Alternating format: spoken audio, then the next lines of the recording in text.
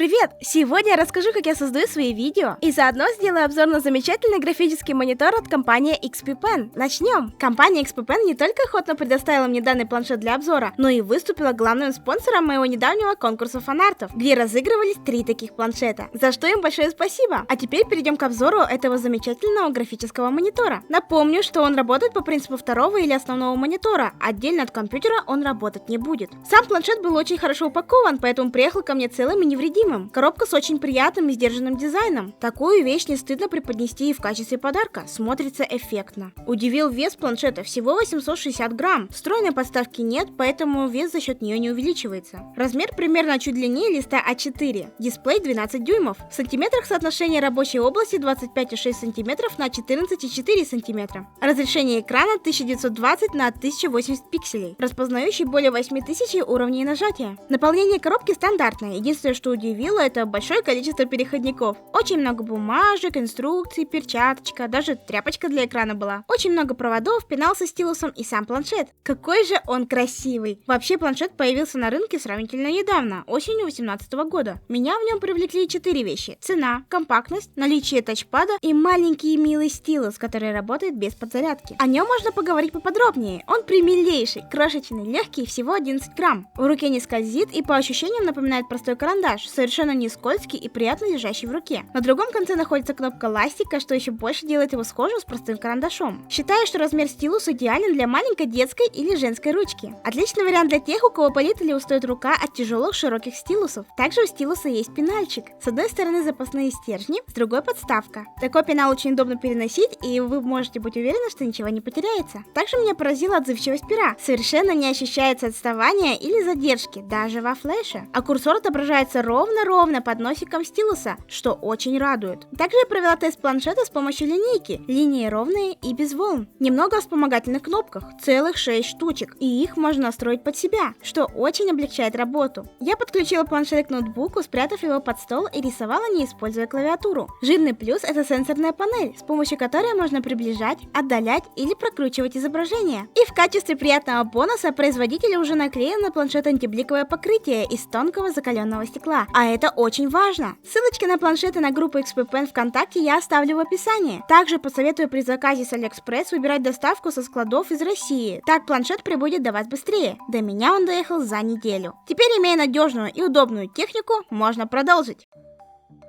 Первое, что нам нужно, это идея. А если идей очень много, то это еще лучше. Осталось только выбрать лучшую. Можно сделать опрос, спросить совет у друзей, сделать выбор, исходя из популярности или актуальности темы. Ну или выбрать именно то, что вы больше всего хотите. Как только вы выбрали тему, стоит приступить к написанию сценария. Это самая сложная часть для меня, так как она может длиться очень долго. И как только вы закончили вымученный и облитый слезами и кофе сценарий, можно заняться озвучкой. Озвучка – важный этап работы. Для записи я использую конденсаторный микрофон Samsung C01U Pro и программу Audacity. Также для звукоизоляции я разбрасываю по комнате одеяло и подушки и строю мягкий домик вокруг монитора. Главное перед записью закрыть все двери и окна, а также вкусно покушать и взять водички, чтобы не заливать микрофон слюнями. Затем мы делаем раскадровку. Это черновой вариант видео, где я небрежно и быстро накидываю кадры. В зависимости от настроения я могу сделать раскадровку А – сразу во флеше, Б – на блокнотике в клеточку обычной синей ручкой и В – на листах А4 с жирным черным маркером. Листов уходит немерено, зато это очень удобно и наглядно. На раскадровке указываю стрелочкой движения и изменения расположения персонажей. Сейчас вы видите фрагменты из моего видео, где видно, чем отличается раскадровка от итогового варианта. Очень удобно делать быстрые раскадровки, особенно когда заказчик хочет увидеть промежуточный вариант.